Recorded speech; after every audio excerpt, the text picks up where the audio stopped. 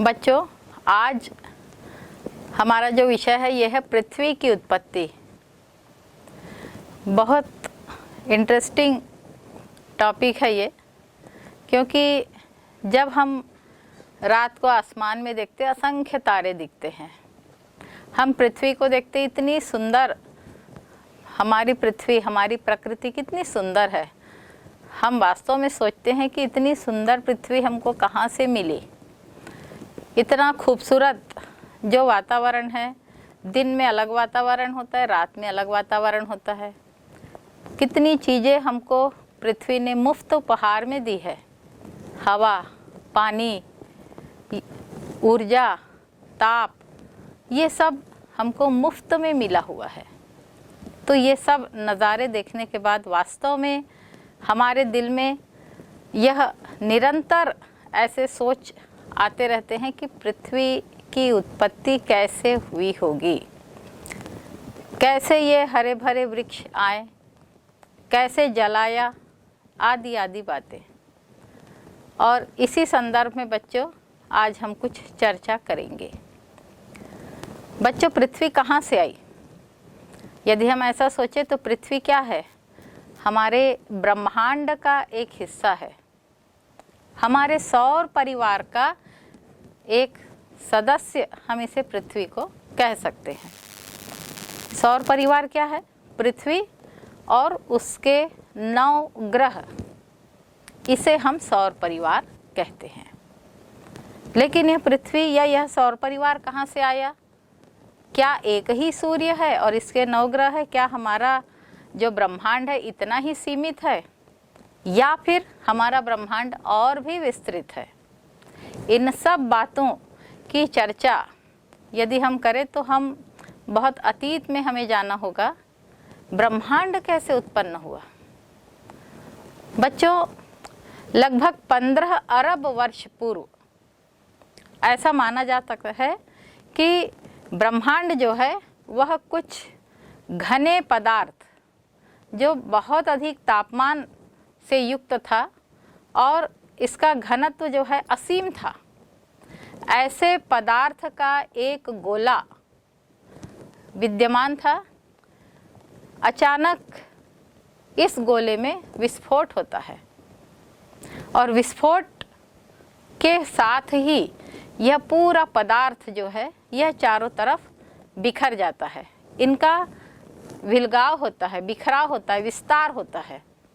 और इनके विस्तार के साथ ही कुछ पदार्थ जो कुछ कणों में विद्यमान हो जाते हैं, ये ताप और ये जो घनत्व वाले पदार्थ है, ये पदार्थ कुछ कणों के रूप में बिखर जाते हैं और धीरे धीरे इन कणों का आपस में एक दूसरे की ओर आकर्षण होता है। यह जो अलगाव के कारण बिखरे हुए पदार्थ है, इनका धीरे धीरे कहीं कहीं आकर्षण हो रहा है, कहीं ये बिखरते चले जा रहे हैं और इससे कुछ छोटे छोटे पिंडों का सृजन होता है, छोटे छोटे पिंडों का निर्माण होता है। और यही जो पिंडों का समूहन होता है, यह समूहन कालांतर में इसको आकाशगंगा या गैलेक्सी के नाम से जाना गया। ये गैलेक्सी काफ़ी विस्तृत, कहीं पर पिंडों का समूह, कहीं पर गैस राशियों का विस्तार, कहीं पर छोटे बड़े धूल के कण, और इस प्रकार से इन पिंडों का या इस आकाश गंगा का निरंतर विस्तार होता रहता है। यह जो निरंतर विस्तार है, यह विस्तार बहुत तेजी से होने लगता है और आकाश गंगा बहुत तेजी से काफ़ी दूर दूर तक फैल जाती है।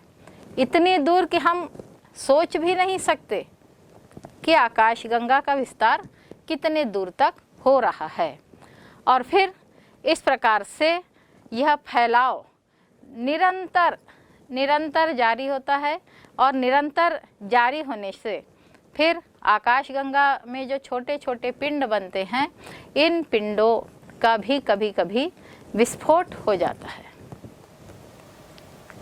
आकाशगंगा में जो पिंड बने हुए हैं, इन पिंडों का विस्फोट होता है।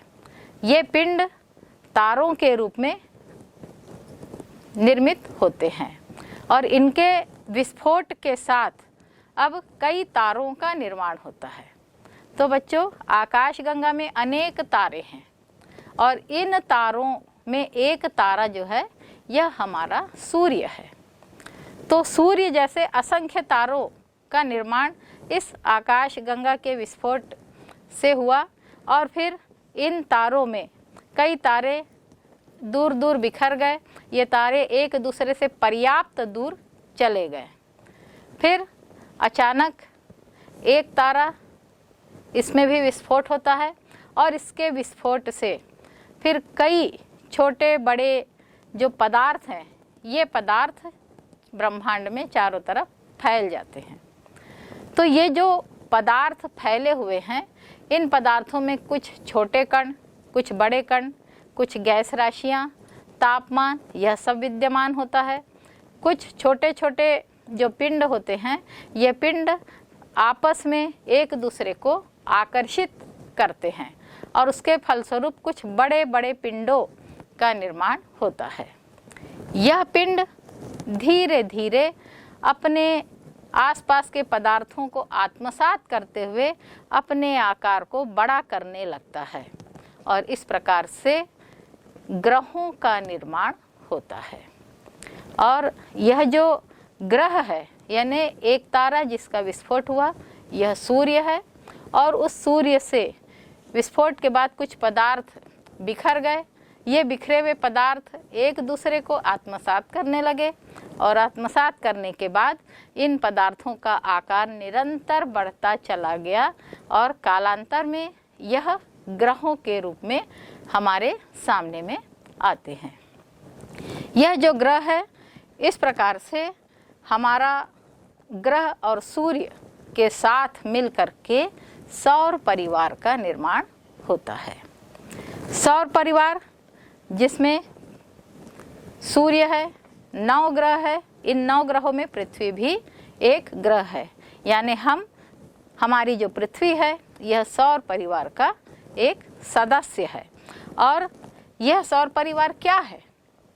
यदि हम बच्चों इसकी विशेषताओं को जानने का प्रयास करें तो हमें जो जानकारी प्राप्त हुई है सौर परिवार के बारे में, इसमें हम देखते हैं कि सौर परिवार का आकार वृहत तश्तरी नुमा आकार है। यहाँ पर आप देख सकते हैं इतनी बड़ी तश्तरी जैसे आकार में पृथ्वी हमें दिखाई दे रही है। इसके केंद्र में सूर्य है और आप इसके चारों तरफ देख रहे हैं 9 ग्रह विद्यमान है। ये 9 ग्रह जो है ये सूर्य से पर्याप्त दूरी पर है, क्योंकि जैसा मैंने बताया कि एक तारे का विस्फोट होता है और विस्फोट से निकले हुए विभिन्न पिंड या विभिन्न जो पदार्थ होते हैं, इनसे ग्रहों का निर्माण हुआ है। तो ये जो ग्रह है ये सूर्य से निकले हुए पदार्थ हैं और ये सूर्य के चारों तरफ गोल गोल घूमने लगते हैं, जिसे हम परिक्रमण की गति कहते हैं। दूसरा, यह ग्रह अपने आप में भी गोल घूम रहे हैं, इसे हम परिभ्रमण की गति कहते हैं। तो इस प्रकार से 2 गतियां, स्वयं में घूमना परिभ्रमण या रोटेशन कहलाता है और सूर्य का चक्कर लगाना ये रिवॉल्यूशन कहलाता है या परिक्रमण कहलाता है। तो प्रत्येक ग्रहों का, चूँकि सूर्य से काफ़ी दूर तक इनका विस्तार है और इसलिए इनका जो परिभ्रमण या परिक्रमण का जो अक्ष है, इस अक्ष में ये निरंतर घूम रहे हैं। प्रत्येक की गति में अंतर है और इस आधार पर ये अलग अलग समय में एक स्वयं का चक्कर लगाते हैं और दूसरा सूर्य के चारों तरफ घूम रहे हैं। इनकी अवधि में पर्याप्त भिन्नताएं देखने को मिलती है। ये जो ग्रह है, यह सूर्य का ये जो तश्तरी नुमा जो वृहत क्षेत्र है, इसका व्यास लगभग 1173 करोड़ किलोमीटर तक फैला हुआ है। और जो हमारी पृथ्वी है, इस पृथ्वी की सूर्य से जो दूरी है यह लगभग 14.96 करोड़ किलोमीटर है। पृथ्वी का घनत्व 5.52 घन मीटर है। तो इस प्रकार से पृथ्वी सौर परिवार का एक सदस्य है। इस पृथ्वी की स्थिति, इसका आकार, इसकी संरचना, यदि हम इन सब को देखें तो पहले हम ग्रहों के आकार और संरचना का अध्ययन करें। तो ग्रहों का आकार और संरचना क्या है? ग्रहों को हम देखते हैं, दो प्रकार के ग्रह कहलाते हैं। एक कहलाता है आंतरिक ग्रह, जो इस तश्तरी नुमा आकार में सूर्य के निकट विद्यमान है, हम इसे आंतरिक ग्रह कहते हैं। और जो सूर्य से पर्याप्त दूरी पर विद्यमान है, इन्हें हम बाह्य ग्रह कहते हैं। आंतरिक ग्रहों में 4 प्रमुख ग्रह है। सूर्य के सबसे निकट बुध, फिर शुक्र, फिर पृथ्वी और फिर मंगल। ये 4 प्रमुख ग्रह आंतरिक ग्रह कहलाते हैं। और यह ग्रह जो है, ये भारी पदार्थों से, अर्थात धातुओं से और सिलिकेट से इसका निर्माण हुआ है। और उसके कारण यहाँ पर सौर पवनें जो है, ये इस क्षेत्र में विद्यमान नहीं है और सौर पवनें यहाँ से काफ़ी दूर चली गई है। ये ग्रह क्रमशः बड़े हैं, लेकिन मंगल ग्रह एक अपवाद स्वरूप है। बुध सबसे छोटा, उसके बाद शुक्र, उसके बाद पृथ्वी, इनका आकार क्रमशः बढ़ता पाया गया है, लेकिन मंगल पृथ्वी से छोटा ग्रह है। यह अपवाद स्वरूप हम इसको कह सकते हैं। तो इस प्रकार से ये 4 आंतरिक ग्रह है और 4 जो ग्रह है, यह बाह्य ग्रह है। इन ग्रहों में बृहस्पति, शनि, अरुण और वरुण, ये 4 बाह्य ग्रह कहलाते हैं। ये बाह्य ग्रहों की जो रचना हुई है, इसमें गैसों की प्रधानता है। हाइड्रोजन और हीलियम, इन गैसों की प्रधानता है। इसके अलावा जो हाइड्रोजन के यौगिक है, जिसमें जल, अमोनिया और मीथेन, ये प्रमुख गैसें हैं और इनसे ये बाह्य ग्रहों का निर्माण हुआ है। तो इस प्रकार से बाह्य ग्रह और आंतरिक ग्रह। बच्चों, मैंने 9 ग्रहों की बात की है, लेकिन मैंने अभी 8 ग्रहों का ही उल्लेख किया है। बच्चों, आपको बता दूं कि प्लूटो एक और 9वां ग्रह था, लेकिन अंतर्राष्ट्रीय खगोल संगठन इसने 2006 के बाद प्लूटो ग्रह को ग्रह की मान्यता से हटा दिया। अब प्लूटो जो है, यह एक 52वां ग्रह के रूप में हमारे जो सौर परिवार में विद्यमान है। तो इसलिए अब हम वर्तमान में केवल 8 ग्रहों का ही अध्ययन करते हैं। बच्चों, ये तो हमारे सौर परिवार में पृथ्वी की बात हुई। पृथ्वी की जो उत्पत्ति है, ये जैसा भी मैंने बताया कि ब्रह्मांड की उत्पत्ति के बाद आकाश गंगा का निर्माण हुआ और आकाश गंगा के निर्माण के बाद तारे बने। यही तारे, या इसे हम निहारिका भी कहते हैं, इस तारे के विस्फोट से सौर परिवार की उत्पत्ति हुई है। तो यह तो पृथ्वी की उत्पत्ति की घटना है। लेकिन पृथ्वी की उत्पत्ति के संबंध में विद्वानों में अभी भी मतभेद है। और यह सिर्फ अभी नहीं है, प्राचीन काल से आज तक पृथ्वी के निर्माण में विद्वानों में मतभेद रहे हैं। हम यदि अपने पुराणों को देखें, धार्मिक ग्रंथों को देखें, तो धार्मिक ग्रंथ के अनुसार पृथ्वी का निर्माण जो हुआ है, इन बातों को वर्तमान वैज्ञानिक नहीं स्वीकारते।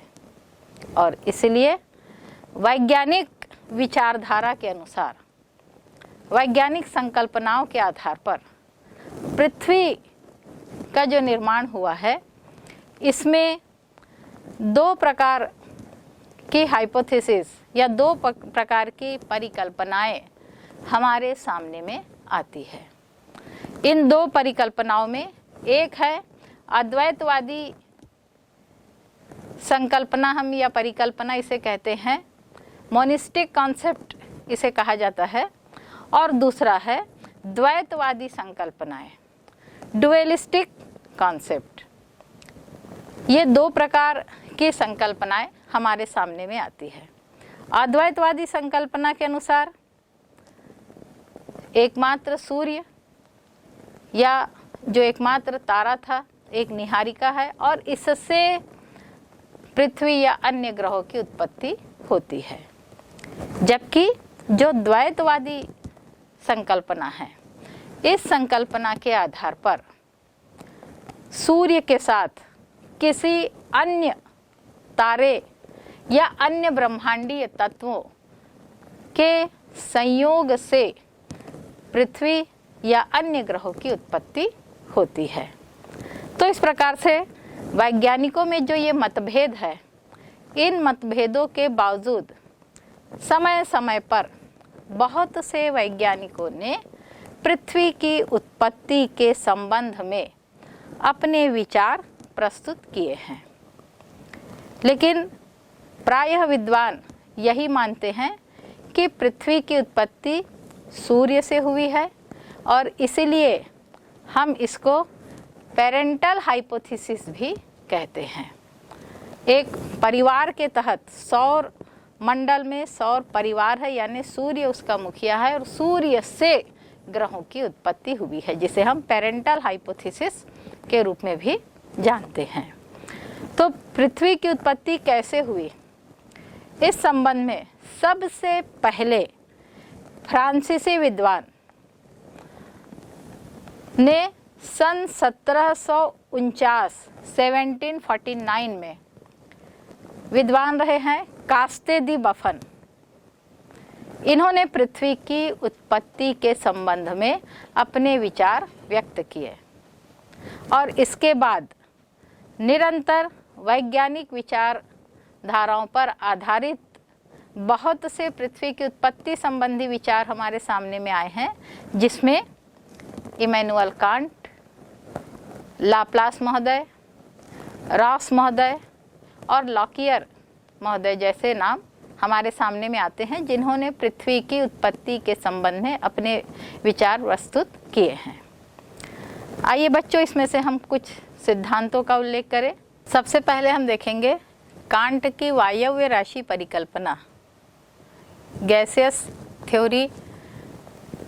इस परिकल्पना के अंतर्गत सन 1755 में कांट महोदय ने पृथ्वी के उत्पत्ति के संबंध में एक परिकल्पना प्रस्तुत की थी।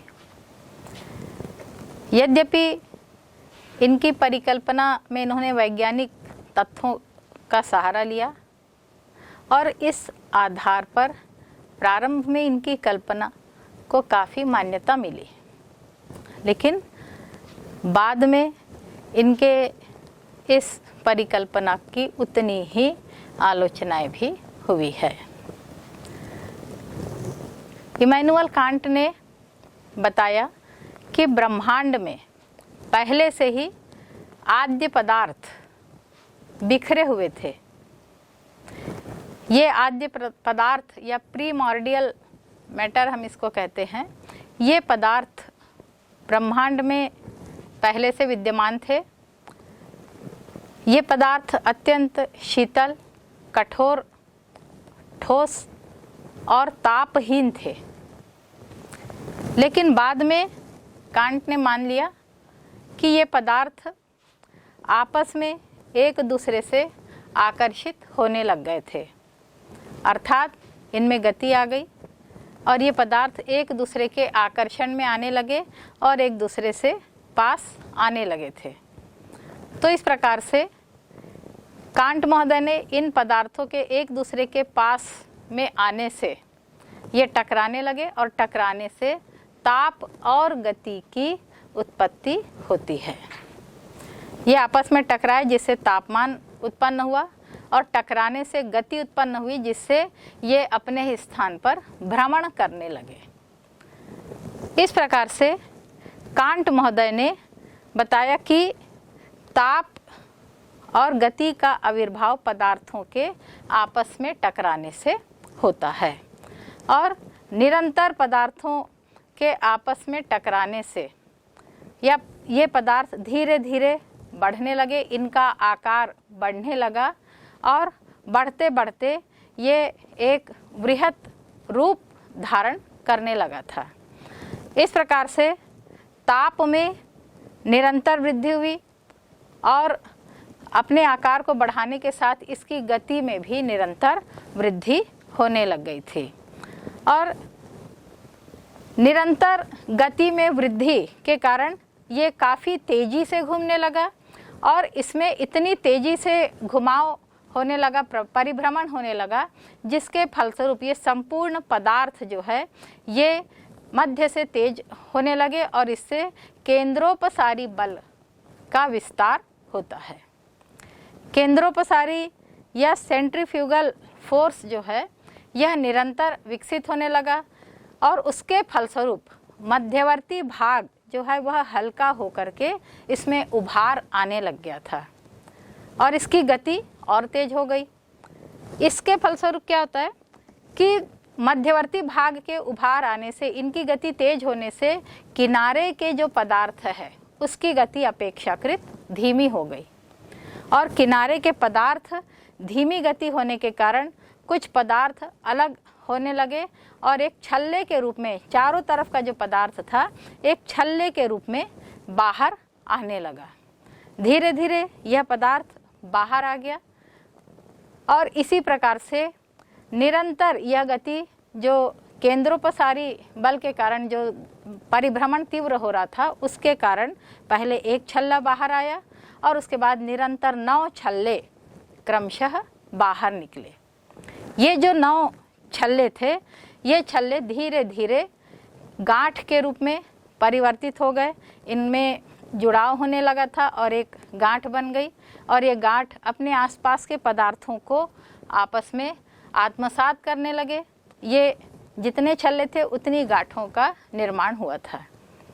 ये आपस में आसपास के जो पदार्थ है इसको भी खींचने लग गए थे और उसके फलस्वरूप 9 गांठें बनी और कालांतर में ये गांठें ठोस होकर के 9 ग्रहों का निर्माण होता है। इस प्रकार से इमैनुअल कांट ने अपने इस सिद्धांत को बताया। आगे इन्होंने बताया कि जिस प्रकार से एक मुख्य जो आद्य पदार्थ में ताप और गति उत्पन्न होने से 9 छल्ले बाहर निकले और 9 गांठें बनी, 9 ग्रह बने। ग्रहों में भी इस प्रकार की प्रक्रिया प्रारंभ थी। ग्रह भी घूर्णन कर रहे थे, अपने स्थान पर गतिशील थे और इनकी गतिशीलता से उपग्रहों का निर्माण होता है। इस प्रकार इमैनुअल कांट ने ग्रहों और उपग्रहों के निर्माण में वायव्य राशि परिकल्पना प्रस्तुत की। बचा हुआ जो पदार्थ है यह सूर्य कहलाया, लेकिन इनके इस सिद्धांत की भी आलोचनाएं हुई। इनके सिद्धांत में जो मूल्यांकन हुए थे उसमें से कुछ बातें कुछ इस प्रकार से हैं कि जब कण आपस में एक दूसरे से टकराते हैं तो उनके टकराने से गति उत्पन्न होती है, साथ ही ताप की भी उत्पत्ति होती है। इस प्रकार से जब कण आपस में टकराएंगे तो ताप यदि बढ़ेगा, लेकिन कणों का आकार बढ़ते जाने से गति बढ़ती नहीं है बल्कि कम होती, जबकि कांट ने कहा कि गति में और भी वृद्धि हो रही है। दूसरी आलोचना इस बात की हुई कि टकराव से गति तो उत्पन्न होती है, लेकिन यह कोणीय संवेग की स्थिरता, एंगुलर मोमेंट की जो थ्योरी है, इस सिद्धांत के विपरीत बात होती है, क्योंकि आपस में टकराने से गति उत्पन्न नहीं होती, परिभ्रमण नहीं होता। तीसरी जो आलोचना हुई है वो इस बात की होती है कि आकार बढ़ने के साथ गति बढ़ती है, जबकि विज्ञान इस बात को मानता है कि जैसे जैसे किसी वस्तु का आकार बढ़ेगा उसकी गति शिथिल होने लगती है। तो ये तीन बातें कि पदार्थों के आपस में टकराने से गति और ताप में वृद्धि होती है, आकार बढ़ने से गति में निरंतर विकास हो रहा है, और इनके टकराने से परिभ्रमण और भी तेज हो रहा है, इन बातों की कांट महोदय की आलोचना की गई। लेकिन चूंकि कांट महोदय ने अपने सिद्धांत को वैज्ञानिक तर्क के माध्यम से प्रस्तुत करने का प्रयास किया था, इसलिए यह इनका सिद्धांत एक आधारभूत सिद्धांत के रूप में आज भी मान्य होता है। यद्यपि इनकी परिकल्पना में इन्होंने वैज्ञानिक तथ्यों का सहारा लिया और इस आधार पर प्रारंभ में इनकी कल्पना को काफ़ी मान्यता मिली, लेकिन बाद में इनके इस परिकल्पना की उतनी ही आलोचनाएं भी हुई है। इमैनुअल कांट ने बताया कि ब्रह्मांड में पहले से ही आद्य पदार्थ बिखरे हुए थे। ये आद्य पदार्थ या प्रीमॉर्डियल मैटर हम इसको कहते हैं, ये पदार्थ ब्रह्मांड में पहले से विद्यमान थे। ये पदार्थ अत्यंत शीतल, कठोर, ठोस और तापहीन थे। लेकिन बाद में कांट ने मान लिया कि ये पदार्थ आपस में एक दूसरे से आकर्षित होने लग गए थे, अर्थात इनमें गति आ गई और ये पदार्थ एक दूसरे के आकर्षण में आने लगे और एक दूसरे से पास आने लगे थे। तो इस प्रकार से कांट महोदय ने इन पदार्थों के एक दूसरे के पास में आने से ये टकराने लगे और टकराने से ताप और गति की उत्पत्ति होती है। ये आपस में टकराए जिससे तापमान उत्पन्न हुआ और टकराने से गति उत्पन्न हुई जिससे ये अपने ही स्थान पर भ्रमण करने लगे। इस प्रकार से कांट महोदय ने बताया कि ताप और गति का आविर्भाव पदार्थों के आपस में टकराने से होता है और निरंतर पदार्थों के आपस में टकराने से या ये पदार्थ धीरे धीरे बढ़ने लगे, इनका आकार बढ़ने लगा और बढ़ते बढ़ते ये एक वृहत रूप धारण करने लगा था। इस प्रकार से ताप में निरंतर वृद्धि हुई और अपने आकार को बढ़ाने के साथ इसकी गति में भी निरंतर वृद्धि होने लग गई थी और निरंतर गति में वृद्धि के कारण ये काफ़ी तेज़ी से घूमने लगा और इसमें इतनी तेज़ी से घुमाव होने लगा, परिभ्रमण होने लगा, जिसके फलस्वरूप ये संपूर्ण पदार्थ जो है ये मध्य से तेज होने लगे और इससे केंद्रोपसारी बल का विस्तार होता है। केंद्रोपसारी या सेंट्रीफ्यूगल फोर्स जो है यह निरंतर विकसित होने लगा और उसके फलस्वरूप मध्यवर्ती भाग जो है वह हल्का होकर के इसमें उभार आने लग गया था और इसकी गति और तेज हो गई। इसके फलस्वरूप क्या होता है कि मध्यवर्ती भाग के उभार आने से, इनकी गति तेज होने से किनारे के जो पदार्थ है उसकी गति अपेक्षाकृत धीमी हो गई और किनारे के पदार्थ धीमी गति होने के कारण कुछ पदार्थ अलग होने लगे और एक छल्ले के रूप में चारों तरफ का जो पदार्थ था एक छल्ले के रूप में बाहर आने लगा। धीरे धीरे यह पदार्थ बाहर आ गया और इसी प्रकार से निरंतर यह गति जो केंद्रोपसारी बल के कारण जो परिभ्रमण तीव्र हो रहा था उसके कारण पहले एक छल्ला बाहर आया और उसके बाद निरंतर 9 छल्ले क्रमशः बाहर निकले। ये जो 9 छल्ले थे ये छल्ले धीरे धीरे गांठ के रूप में परिवर्तित हो गए, इनमें जुड़ाव होने लगा था और एक गांठ बन गई और ये गांठ अपने आसपास के पदार्थों को आपस में आत्मसात करने लगे। ये जितने छल्ले थे उतनी गांठों का निर्माण हुआ था। ये आपस में आसपास के जो पदार्थ है इसको भी खींचने लग गए थे और उसके फलस्वरूप 9 गांठें बनी और कालांतर में ये गांठें ठोस होकर के 9 ग्रहों का निर्माण होता है। इस प्रकार से इमैनुअल कांट ने अपने इस सिद्धांत को बताया। आगे इन्होंने बताया कि जिस प्रकार से एक मुख्य जो आद्य पदार्थ में ताप और गति उत्पन्न होने से 9 छल्ले बाहर निकले और 9 गांठें बनी, 9 ग्रह बने।